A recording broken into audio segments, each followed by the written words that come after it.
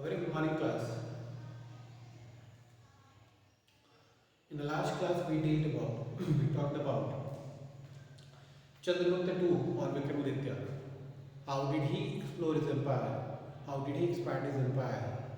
What were the major achievements during his region? How did he focus on trade and occupancy of a neighboring state? There were some political games even that he played by marrying his daughter to the Vatka's prince. So those were political diplomacy which he had in mind and which he implemented. His military system or the way he managed his military system was even renowned, was even known.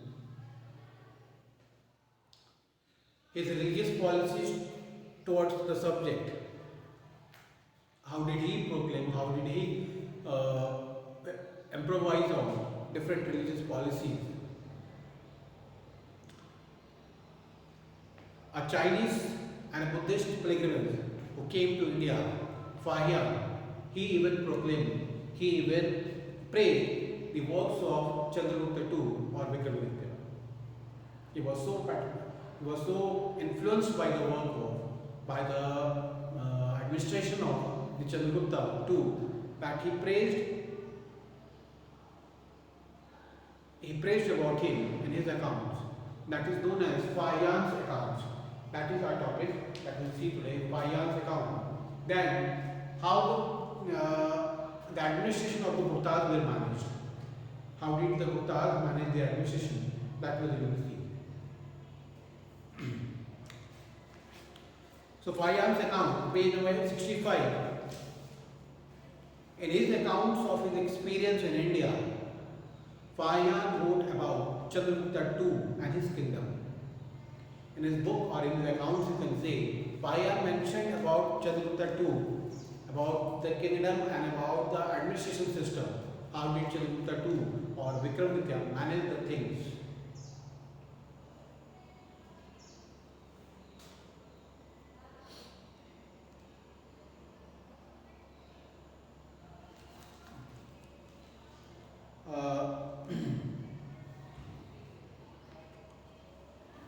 The capital Patliputra had stately palaces and buildings. Roads were well maintained, safe and comfortable. So these were the things, or these were the good things about Chandragupta II, which he wrote down in his accounts, which Fahian wrote down in his accounts. He praised the king for a worthy leadership, for a good management, for an accountable management, and the person who took care of the subject in the most profound manner. So, who was Fahian? Fahian was basically a Chinese Buddhist pilgrimage and a scholar who came to India during the reign of Chandragupta II. So, when he came to India, he looked around every places. He looked around the military system, around the administration system, around the affairs of the local people, the subjects, and the religious policy. He was so influenced, he was so patronized by the king's activities that he wrote down, he mentioned everything in his accounts, in his books. The people were law abiding and honest. The people were law abiding. They followed the law and they were very honest towards this king. However, Fahian lamented the neglect of the Buddhist places of worship at Bodh Gaya, Kushinagar and Kapilavastu. So this is one of the demerits which actually took place. He was happy with all the affairs, but when it comes to the religious policy with the Buddhist, when it comes to the religious policy with the Buddhist, he felt that Buddhism was neglected and the important Buddhistical places like Bodh Gaya, Kushinagar, Kapilavastu were not taken care properly by the king. He felt that those areas or those places should have been focused more on. The development should take place, but it was left. Because the major reason was the king himself was a follower of Lord Shiva and Vishnu. He did not have a major inclination towards the Buddhism, but he had a soft corner.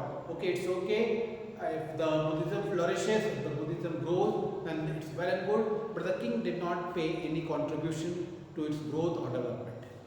So that was a sad part of the Chandragupta II's reason, or Maurya Vikramaditya's reason, which the Fayan noted down or wrote down in his accounts.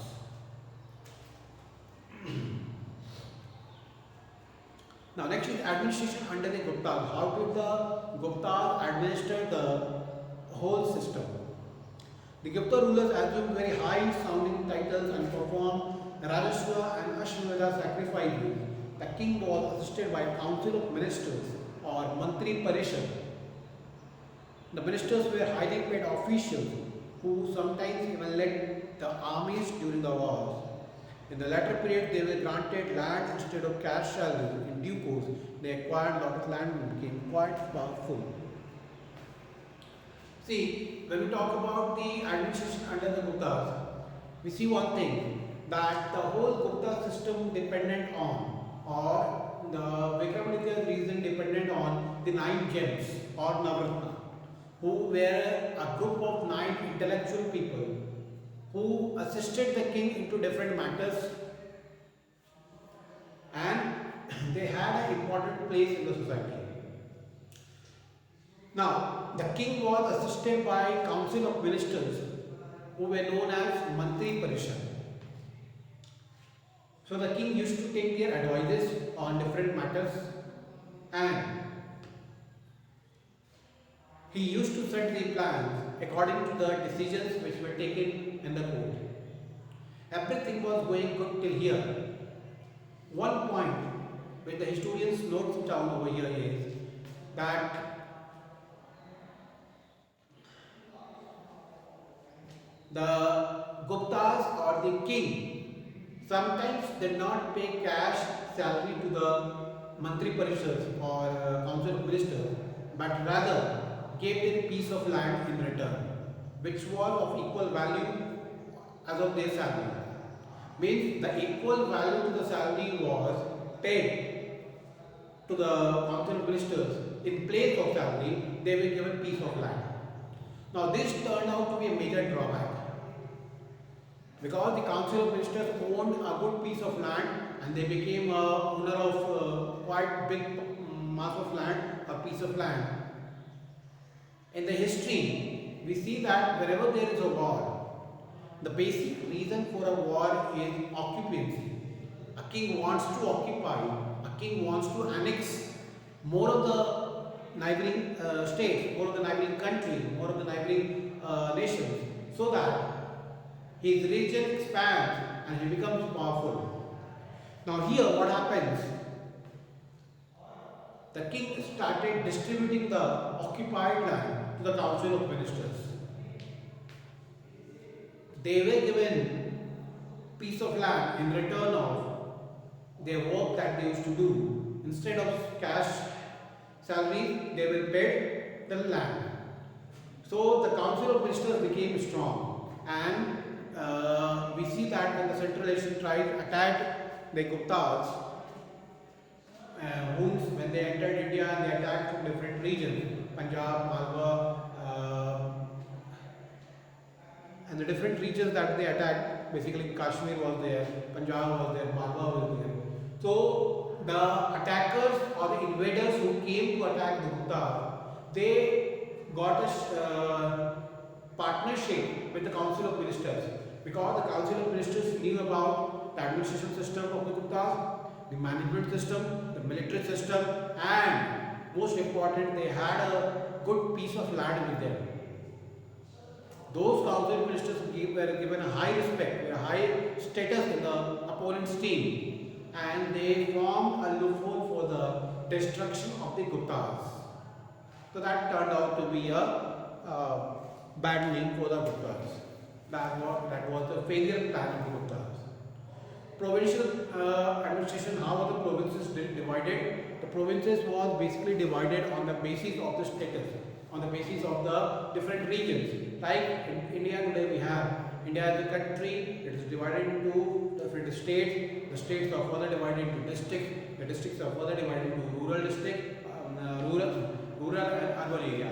The same system followed up during those times, but different names. How was the life of the people? The life of the people was basically they were the major occupation of the people was agriculture.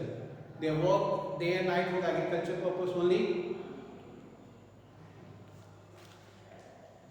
The caste system had become very rigid during that time. During the Gupta's time, the caste system had become very rigid. Means people were very rigid towards their caste system, and many sub-castes started taking places or giving up birth for the sub-caste. There was a distinction between the touchable and untouchables. The untouchables were basically the people from the lower caste, and there were major lines drawn which they were not supposed to overcross. So this distinction among the citizens created another loophole for the Guptas. If a country has to flourish, if a country has to develop, everyone should be looked up with the equal eye. What happened over here? The people got divided into touchables and untouchables, the lower caste and the upper caste, which again came out with a major drawback for the Guptas. So class, I'll put a stop over here. In the next class, we shall talk about the trade practices of the Guptas and the conditions of women and others. Thank you.